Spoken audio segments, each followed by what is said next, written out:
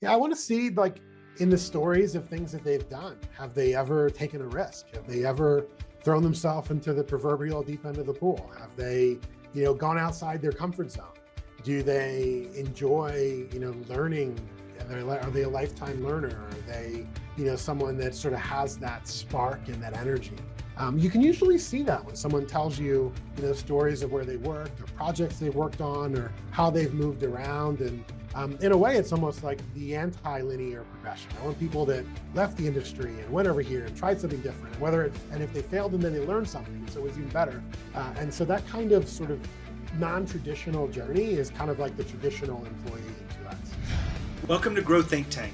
This is the one and only place where you will get insight from the founders and the CEOs of the fastest growing privately held companies. I am the host. My name is Gene Hammett. I help leaders and their teams navigate the defining moments of their growth. Are you ready to grow? Today, we're going to talk about the entrepreneurial mindset. Specifically, how do you lead and hire people with an entrepreneurial mindset?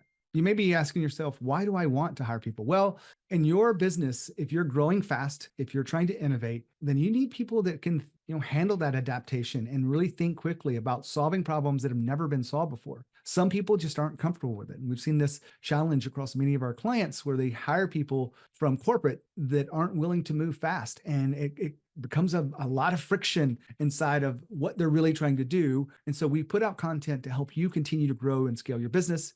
And today is really just about how to hire people with that entrepreneurial mindset. Our special guest today is the founder and CEO of 2X, and he is Domenic Colasante. And Dom and I talk about this entrepreneur spirit from a hiring perspective. How do you actually assess whether someone has the entrepreneur spirit? We also look at how do you lead them and what are the core elements that are necessary there. And we also look at sort of some of the challenges that get in the way. So if you're curious about our interview today, take good notes and see if you can find little nuggets that you can apply into your own culture so that you can grow at the pace at which you would like to grow. My name is Gene Hammett. I'm an executive coach.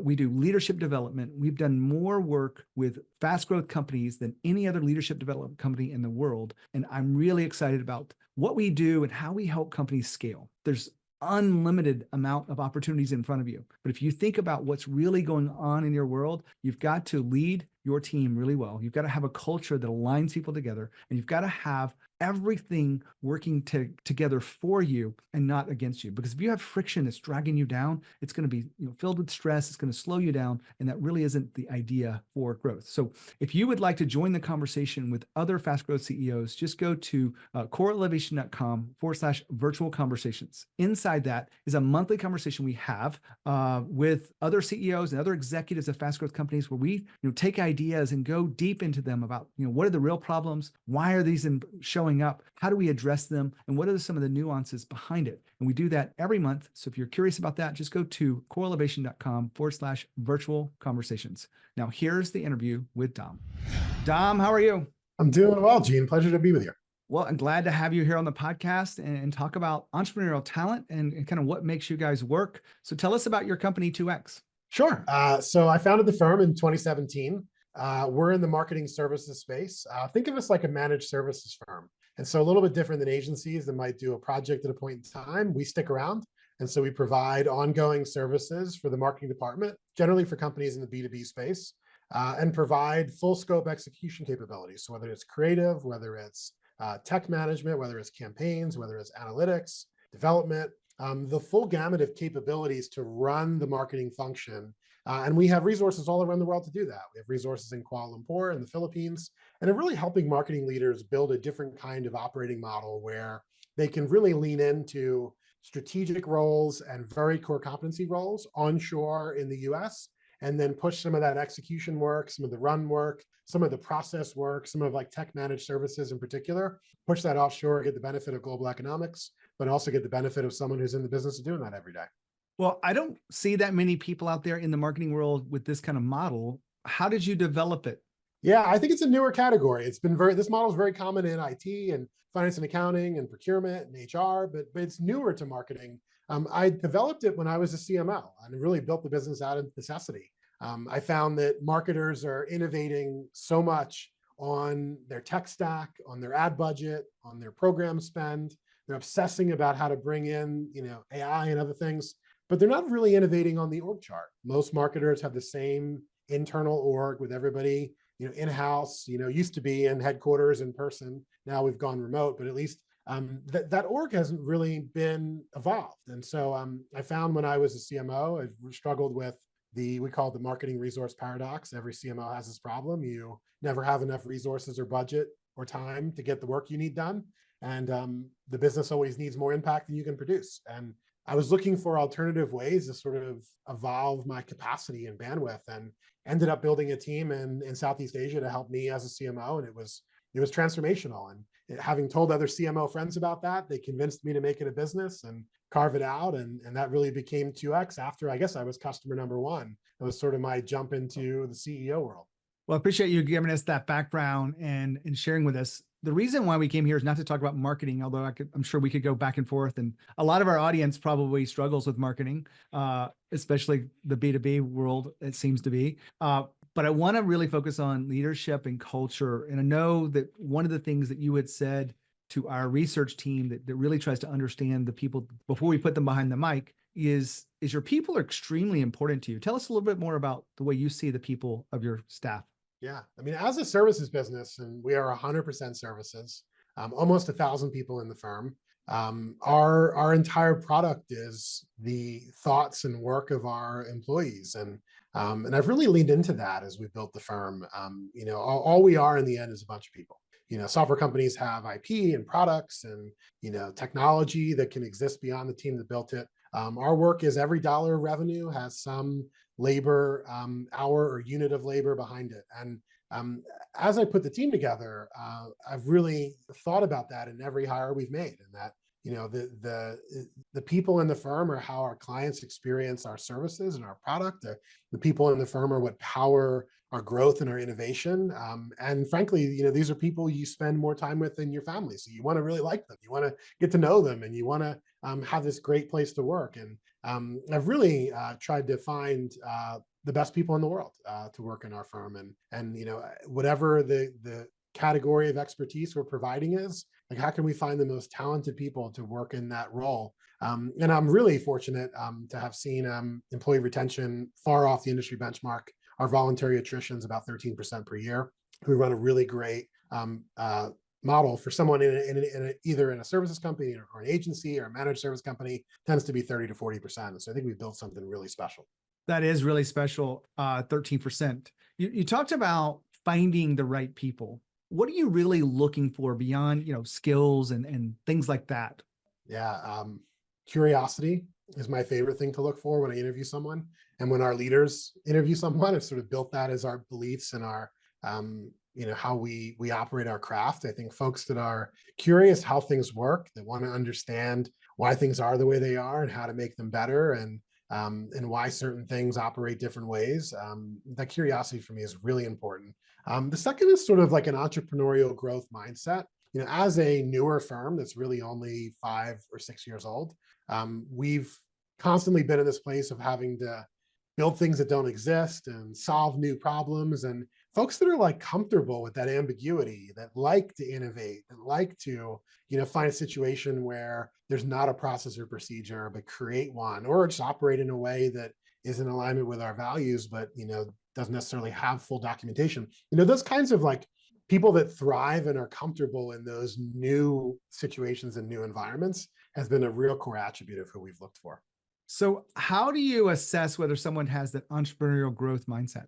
Yeah, I want to see, like, in the stories of things that they've done. Have they ever taken a risk? Have they ever thrown themselves into the proverbial deep end of the pool? Have they, gone outside their comfort zone?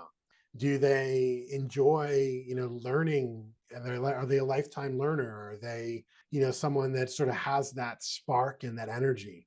You can usually see that when someone tells you, stories of where they worked or projects they worked on or how they've moved around. And in a way, it's almost like the anti-linear progression. I want people that left the industry and went over here and tried something different, and if they failed and then they learned something, and so it was even better. And so that kind of sort of non-traditional journey is kind of like the traditional employee in 2X.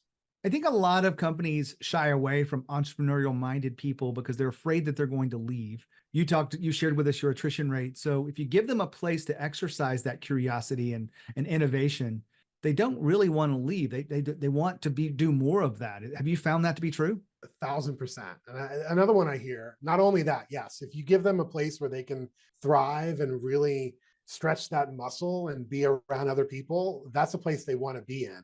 Because you can innovate inside of a company. You could be an entrepreneur in a business. We just created an AI practice. We just, launched 3 other service offerings. We're opening new geos around the world. Like there's a huge amount of innovation and entrepreneurship inside of a company. Another one I also hear related to that, though, is also training and certifications. And so we spend a lot of time and a lot of money getting our employees certified on different tech products or different methodologies.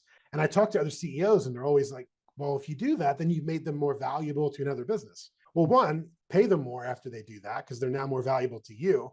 But 2, employees remember that investment that you've made in them, right? If you're paying to get them educated and certified and giving them capabilities, employer-employee loyalty does still exist. I think we've had, some hard stints at that over the last 2 years, but for employers that really do take care of their workforce, treat them well, leave them better than you found them, that's the makings of great employee retention. Dom just said something that was really interesting. A lot of people are worried about giving training to employees because it will make them more valuable. And the answer to that is yes, they are more valuable. But wouldn't you want to invest in their talents and skills and help them get better at it so that while they're with you, even if they leave in 2 or 3 years, you're getting optimized output. They're growing and really innovating with you, and you're getting the benefit from it. Your clients are benefiting. Everyone's benefiting when you have the right people that are leaning into that. And people really have a higher sense of ownership around the work they do if they feel like they're growing. If they feel like they're stagnant, they don't engage the same way. They don't innovate. They don't share their ideas, and they begin to grow a little apathetic. And that's not the goal of your culture. And really, it's not going to help you grow and meet your scale needs. So invest in your people, train them on the hard skills, but also the people skills that are necessary to make them leaders. If you need any help with that, make sure you reach out to us at coreelevation.com. Now back to Dom. Dom, we're talking about what it takes to really attract this entrepreneurial mindset. What kind of leader do they require? Because it's not straightforward leadership the way a lot of people want to work with their employees. Just here's the SOP, go do it. The entrepreneurial mindset doesn't necessarily want to do it exactly like that. So how do you guys lead these entrepreneurial people? Yeah, I think it's about setting the goal and then not necessarily setting the path of how to get to it. And so I'm known in the business, and my CFO and I always have fun debates about, the crazy founder goal that I'll come up with of like, we want to grow 100% this year. And like, I think it's about that. It's about putting, planting the flag on something that's achievable, but we don't know how we're going to get there, or that is, we could get there 5 different ways, but we haven't figured out which one. It starts there. And I think it starts with setting something that's hard and difficult, but worthy of the challenge. And then I think it's also about giving people the empowerment to make decisions, on the ground, giving people freedom to, work outside the lines, or, grab a peer, or, spend time on a project that might be a little different than their day-to-day role. That kind of empowerment that they're, able to execute on a dream is very different than, this is your job, these are the roles and responsibilities, this is the description, this is where you have to get approvals. Like, we don't have a lot of that process and bureaucracy, and we'll have to change that as we grow, because you'll definitely want to aim this organization at a more aligned goal that gets everybody rowing in the same direction. But I think you can have that with the true north, or the North Star, but without, a very clear, fully built plan of every action to occur to get there. I want to switch gears on this a little bit, just tuning into what are your principles of leadership that guide you to have the success that you've had? Yeah, I mean, some of them are based on great leaders I had around me. I mean, I'm a 35-year-old CEO. I am in this position because I've had a lot of help, and I've had a lot of good mentors, and I've had a lot of people give me opportunities that I frankly may not have deserved or wasn't qualified for. And I think it's a bit of that. One, like believing in people and giving them a shot, I think is really important. If you try to find that perfect person for every role that has everything on paper you want, that person might be at their peak. I want people that are still on the way up, right? That are that are still growing and learning. And so giving people sort of the freedom to go tackle a mission that might be something bigger than they've tackled before. That's a piece of it. And I think maybe another piece would be, I want people in this firm who, understand the jobs of those underneath them. And so we haven't brought in a lot of career managers, I call them, or people that are just, kind of so far removed from the work that they don't really understand the day-to-day job. My favorite manager is someone that intimately knows the work of those reporting to them and can jump in and help and coach and guide and mentor, and isn't so removed from not even knowing how to do it anymore that they can't really, operate in the trenches. Like, I think of the servant leadership philosophy, and the leader should be in front of the team, pulling, with them. And finding people that are kind of, whether at their executive team and work for me directly or other leaders in our firm, I want people with that kind of, operating mentality in the role. Dom mentioned servant leadership, which I agree is a very powerful idea inside of it. But a lot of people misinterpret servant leadership. I want to make sure that you understand that, when you are a team member and you go in as a servant, you work for them. Now, everyone knows this, but I want to make sure, here's where some people get it out of whack. You're not doing the work for them. You're not solving the problems for them. You have to actually guide them as a coach. You have to support them. You have to ask the questions. Servant leadership doesn't mean you do it for them. It means you guide them to a higher level of understanding and that they can do it themselves. Now, not every employee is able to do that right away, but if they've been with you for 6 months, a year, 4 years, you're not going to always jump in and solve the problem for them. You're going to actually coach them through these challenges so that on the other side of it, they are a happier, more engaged, productive, efficient employee, and you are seen as a better leader because of it. Back to Dom. Dom, I know we've all made mistakes in our entrepreneurial journeys. I've made big ones. I'm sure you've made some too. Is there a mistake that you could share with us today that we might learn from? I have always struggled with keeping really focused on the mission, especially as we're in a place where our business has a lot of opportunity. There's a lot of different markets we could serve, a lot of different products we could offer, a lot of different capabilities we can build. And we're sort of in this paradox of too many choices because they're all good ideas. And I found that sometimes when you try to take 5 things and do all 5, you end up doing each one a fifth as well as you should have. And sometimes you're better off picking one thing and committing it and refusing to fail and delivering that. And over time, I found that the moments where our company stumbled, or the moments where we didn't succeed at our goal, is because we had diversion focus. We were pushing 2 big priorities at the same time, or 5 big priorities at the same time. And I think in especially getting through that startup to scale up phase, you don't have the capacity to process all of those things, or manage all those things, or track all of those things, and almost like the less you do, the more successful you are sometimes. And I've seen us drift a little bit when we try to go after a new idea that we might not really need to worry about right now. I say this to a lot of my clients, and I'm wondering, how do you actually get your executive team to align around this? Because I'm sure they have ideas of their own they'd like to execute on. They're not all Dom's ideas, because you love your ideas.